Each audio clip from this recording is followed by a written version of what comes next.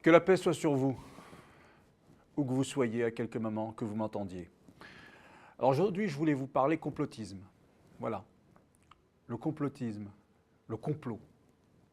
Le complot par-ci, le complot par-là, le complot partout. Dès qu'il arrive quelque chose, ça n'est jamais la réalité officielle qui importe, mais plutôt la réalité des complotistes qui voient des complots partout, comme leur nom l'indique bien. Mais ce qui m'intéresse, moi, c'est de savoir en réalité pourquoi. Donc voilà la petite question qu'on va se poser aujourd'hui. Tâchez d'y répondre. Pourquoi le complotisme a-t-il autant de succès? Alors, pour essayer de comprendre, pour essayer de répondre à cette question, il faut regarder dans la nature humaine. Et la nature humaine nous est bien expliquée dans les livres religieux. Vous allez comprendre. Elle est bien expliquée dans la Bible, elle est bien expliquée dans le Coran. Voyez-vous, dans la Bible et dans le Coran, il y a une série de miracles, mu'jizat, qui sont rappelés aux humains. Le miracle de la mer Rouge, de la mer qui s'ouvre devant Moussa, alayhi salam, devant Moïse.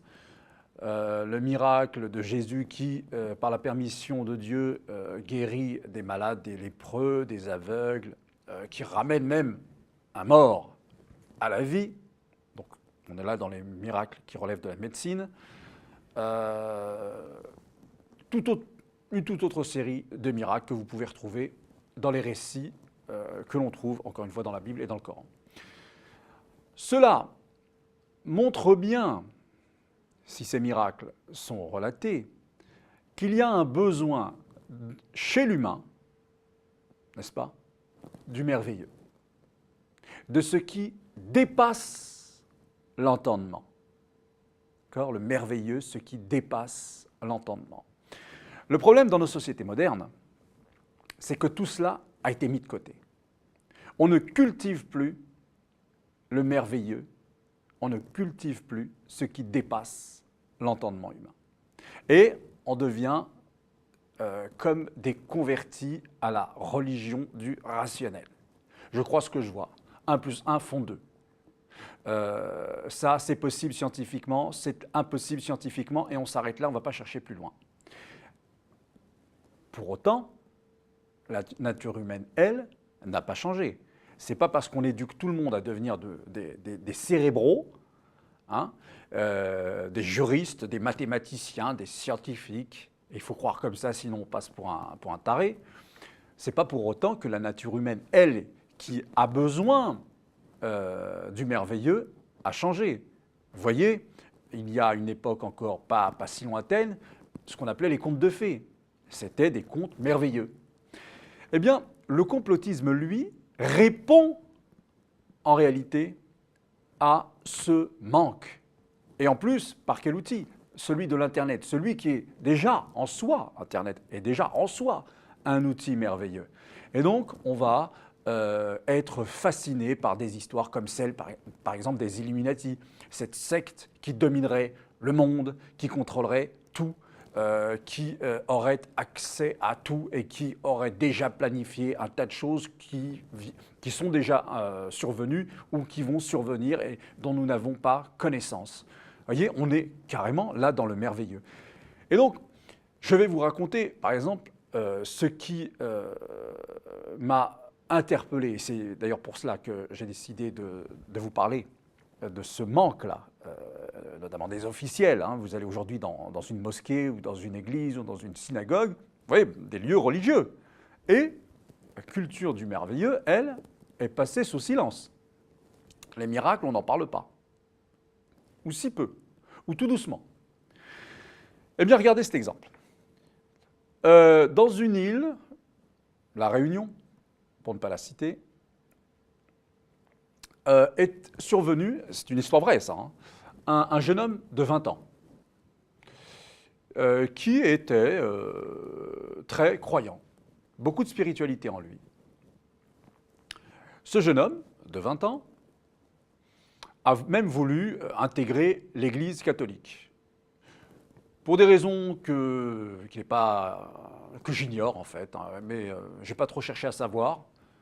Peu importe, on lui a refusé cette entrée, il n'a pas pu devenir un clerc. Alors qu'est-ce qu'il a fait? Il a tout doucement laissé entendre aux gens, puis de manière beaucoup plus forte, que tous les soirs, à 18 h, tous les soirs à 18 h, dans le jardin de sa grand-mère, eh bien, la Vierge Marie venait lui parler. Je répète, tous les soirs, dans le jardin de sa grand-mère, la Vierge Marie, la Sainte Vierge, chez les catholiques, venait lui parler.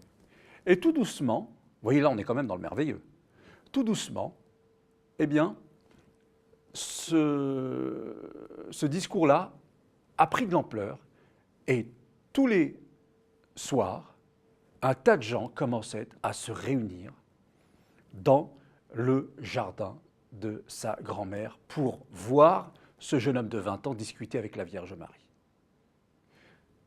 Ça vous paraît extraordinaire, c'est pas possible. Eh bien, il y avait du monde qui venait. Ça devenait tellement petit, le jardin de sa grand-mère, qu'ils ont commencé à faire cela tous les vendredis soirs dans un champ. Et c'était tout le temps rempli. Et on était à 1000, 1200 personnes, 2000 personnes qui venaient juste regarder ce jeune homme, entendre ce que la Vierge Marie avait à lui dire. La question que moi je me suis posée, c'est pourquoi l'évêque du coin, pourquoi le curé du coin n'avait pas autant de succès que ce jeune homme? Eh bien la réponse elle est toute simple. C'est parce qu'il y en a un à qui la Vierge Marie vient parler tous les soirs, disait-il, et l'autre non. Vous voyez? Donc d'un côté, il y a ce merveilleux qui est cultivé, ce besoin de miracle, ce besoin de ce qui dépasse l'entendement qui est cultivé, et de l'autre, on va à l'église, bonjour madame, bonjour monsieur, ça reste très simple, ça reste très cartésien, on s'assoit sur des chaises, c'est de l'officiel, c'est du rationnel, c'est du sobre, et cela, la nature humaine ne s'en contente pas. Voilà, moi c'est comme cela que j'explique, c'est un début de réflexion que je partage avec vous, pourquoi le merveilleux sur Internet, donc le complotisme sur Internet, parce que le complotisme fait partie justement comme une réponse à ce besoin de merveilleux, à ce besoin de l'extraordinaire. Donc c'est comme ça que j'explique le succès du complotisme.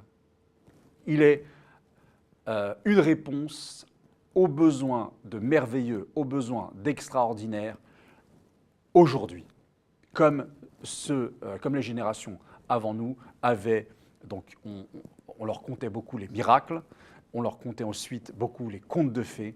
Aujourd'hui, ce que nous avons, c'est Internet et toutes ces thèses qui foisonnent sur la toile. Voilà.